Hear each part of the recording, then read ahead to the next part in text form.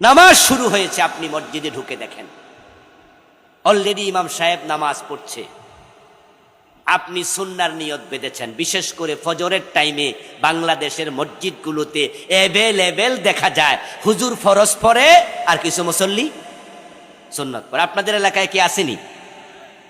এটা হাদিসের একবারে উল্টা।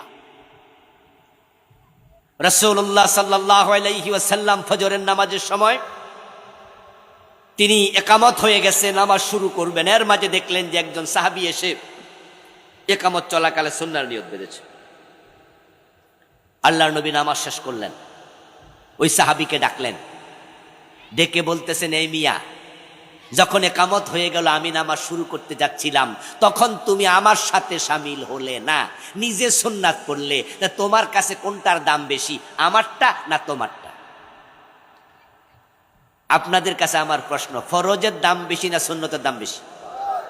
তো ফরজ না শুরু হয়ে গেল, সুন্নত পড়লেন কেন?